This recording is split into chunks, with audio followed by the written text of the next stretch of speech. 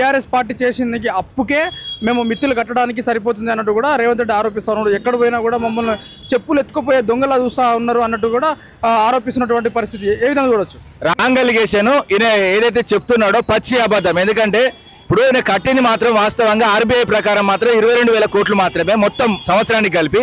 ఈయన 6,500 కోట్లు 6,500 కోట్లు అని దొంగ లెక్కలు చెప్తున్నారు కానీ ఆర్బీఐని అబద్ధం చెప్పదు. అదేవిధంగా ప్రభుత్వాలు ఆర్థిక సంఘాలు కూడా మేము తప్పు చెప్పాయి. ఈయన పచ్చి అబద్ధాల కోరు. ఎందుకంటే నేను అబద్ధాలు ఆడుతూనే ప్రభుత్వానికి వచ్చిండు, అబద్ధాలను కొనసాగిస్తున్నాడు అంతే. దాదాపు నెలకు 18,500 కోట్ల రాష్ట్ర ఆదాయం అంటే మామూలు విషయం కాదు, జనాలు అర్థం చేసుకోవాలి. ఆయన ఏంటంటే తక్కువ అమౌంట్ ఏదైతే 18,500 కోట్లు అంటే తక్కువ అనుకోని ఏదో జనాలు మభ్యపడతారు అనుకున్నారు కానీ ప్రతి నెలకు 18,500 కోట్లు అంటే 2,22,000 కోట్లు అన్నట్టు. 2,22,000 కోట్లతో ఒక సంవత్సరానికి 2 కాళేశ్వరం ప్రాజెక్టు కట్టొచ్చు. జనాలు అర్థం చేసుకోవాలి, ప్రజలు అర్థం చేసుకోవాలి. ఇంకా దొంగ మాటలు నమ్మద్దని నేను మనవి చేస్తున్నాను. మొత్తానికి రేవంత్ రెడ్డి 200 కోట్లతోటి అందాల పోటీకి ఎందుకు అంత ఇంట్రెస్ట్ చూపిస్తున్నాడు అంటే ఏమని చెప్తారు? ఎందుకంటే ఇటు చిరు వ్యాపారులుగా రోడ్డు మీద వచ్చే పరిస్థితి కనిపించింది, లేదంటే రైతులు రోడ్డు మీద వచ్చే పరిస్థితి కనిపించింది. ఎందుకు అంతగానో ఇంట్రెస్ట్ చూపిస్తున్నాడు అంటే ఏమని చెప్తారు?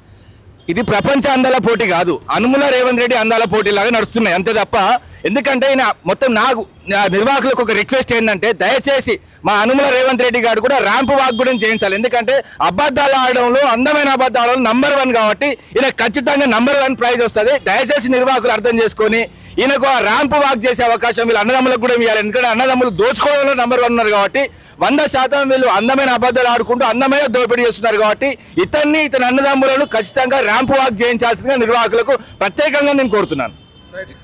అంటే రాబోయే రోజులలో హరీష్ రావు గారు బీఆర్ఎస్ పార్టీ ఇడిచిపెట్టి కొత్త పార్టీ పెట్టబోతున్నాడు, లేదంటే మళ్ళీ బీజేపీ పార్టీలో వెళ్ళిపోతున్నాడు అన్నట్టు కూడా జోరుగా ప్రచారం సాగుతున్నా ఉన్నది. ఇది ఎట్లా చూడవచ్చు? మొత్తం ట్రోల్ నడుస్తున్నటువంటి పరిస్థితి కనిపిస్తా ఉంది సోషల్ మీడియాలో కావచ్చు, లేదంటే ఎక్కడ చూసినా కూడా ఆ విధంగా. ఈ కాంగ్రెస్ వాళ్ళకు అదే విధంగా ఏదైతే బీఆర్ఎస్ పార్టీ అంటే పడిన వాళ్ళకు ఒక్కసారి చెప్పుతో కొడితే నడవదండి.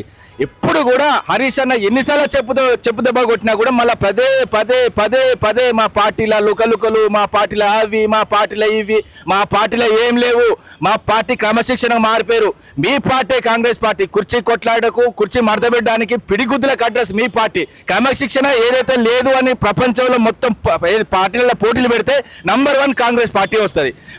మా గురించి మీకెందుకండి? మేము అద్భుతంగా 10 ఏళ్ళు పరిపాలన చేసినాం, 13 ఏళ్ళు కొట్లాడి తెలంగాణ సాధించడం. మాకు మీకు పోలిక నక్కకు నాగలోకానికి కదా.